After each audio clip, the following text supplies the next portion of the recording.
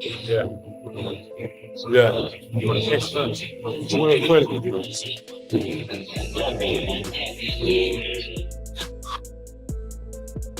I'm honored to be here. I'm happy to be here. I think December 19th is going to be crazy though. I think the center's going to be like buzzing, just crazy energy in that room. I think it's really good. So now, remember, I took a year out of the game to refresh because I was just piling on more and more baggage. I just feel fresh. I feel rejuvenated. It wasn't like I took the year out in vain. I had a purpose, and now I'm just living. No, you look fresh. I feel good, man. I feel good. I've been training hard. I'm close to the weight that I need to be at for the fight. I feel good. He's done me a favor. Walking around bulky and heavy. I feel quick. I feel amazing. So I'm looking forward to the fight. That's why I'm just vibing right now. I think he is a smart operator. I think he's managed to put a good team around him to help him achieve his wildest dreams. I think he's a smart young man.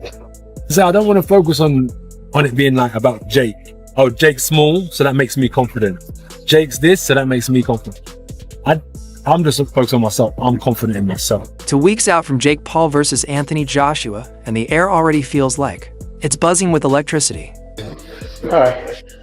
All right, come in.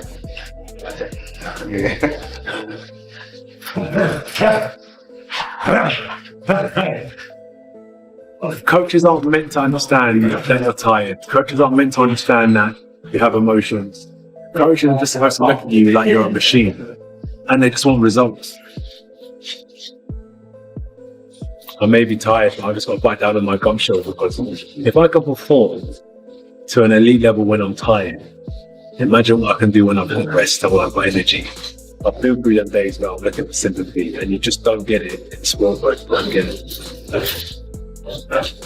I always knew there could be the most talented fighter out there, especially in our industry. If they can't sell tickets, they can't put bombs on seats, they'll never showcase their skills to the world, no matter how good they are. And that's why I say you have to have marketability and you have to have ability. And when you bring those two worlds together, it's a recipe for success. AJ isn't treating this like some YouTuber cameo. He's training like a man who wants to slam the door shut on all the jokes before they're even told. He looks locked in. Zero smiles, full heavyweight destruction mode. Like this is the quickest payday he'll ever earn. Just show up, throw a right hand, and clock out early. I don't think Jake's crazy.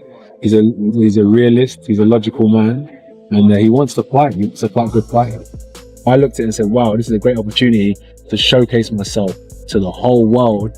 And God willing, my prayers are answered and I get the job done and I hurt Jake in spectacular fashion and I get a victory. Jake called me, Darren. He called me.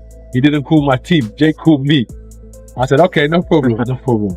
Easy money. Not easy money. We'll see. I'll let you know December 19th, December 20th. But here's where the plot twist sneaks in. Jake Paul is over there acting like he's rewriting boxing history, rolling with that wild confidence that says he actually belongs in the same ring as a former unified champion. And whether we like it or not, that self-belief is his secret weapon.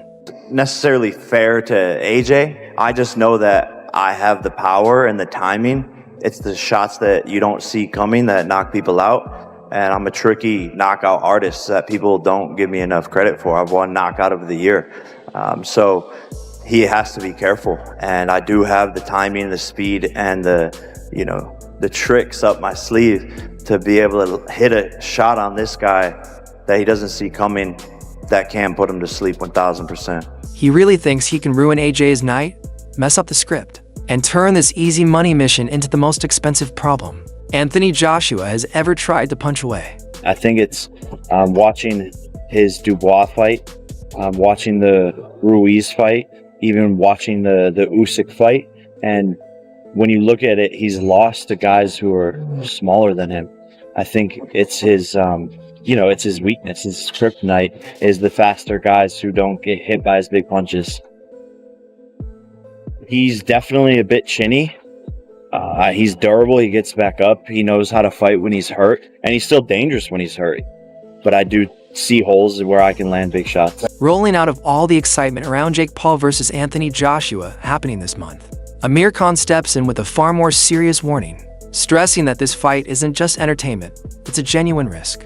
He argues that Jake's team, especially promoter Nikiza, might be pushing him into a situation that could seriously harm him. Well, I think Nakisa hates Jake Paul because he wants him dead, I think. That's what it comes down to. Me and JB had a meeting with Nakisa and he was giving big ones, which I did not understand. He's not really like, come on. But like, he really wants to see his own friend that he calls my childhood friend hurt. That is wrong, bro. Like, you know what I mean? He's chasing the money. So he's just gone straight to the money and put my man in the firing line against a heavyweight champion who can hurt him and literally cause him problems in the future as well. Saying it feels like they're chasing a huge payday over his long-term safety.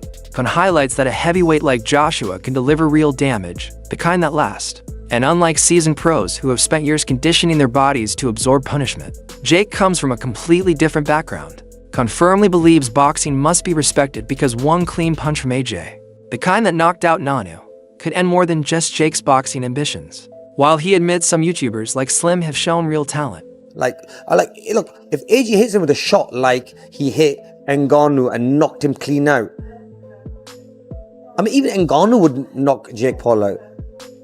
But that just shows, like, but you can't mess with the sport. Boxing, you can't mess with boxing. Oh, boxing is a sport that you have to respect. You're always at one punch away from getting hurt, and something bad's gonna happen one day, and they're gonna regret it. They're gonna say, "Oh, why did we take that fight?" It's not like they need the money. And if I was AJ, and a YouTuber come to me, who's tiny, who's smaller than me, and weaker than me, and has no experience at all, you think I'm gonna say no to him? He warns that this matchup crosses into dangerous territory, where one mistake could lead to a regrettable outcome for everyone involved, including the sport itself. Khan's message is clear.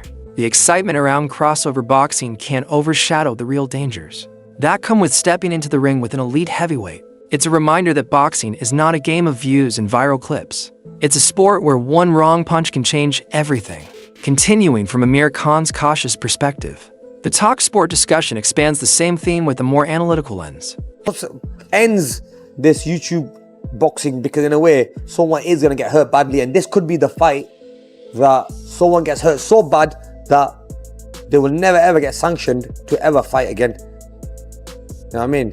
But it's true though, innit, bro? Like, honestly, like, the sport is tough, man, and it's hurt and damaged a lot of people that have been boxers, and these are people that are used to taking punches and emphasizing both the financial and competitive dynamics of the upcoming matchup. Liam Smith reacts with excitement at the spectacle of Jake Paul versus Anthony Joshua, suggesting that for fans of AJ, this fight represents a straightforward, financially rewarding opportunity after years of facing elite opponents.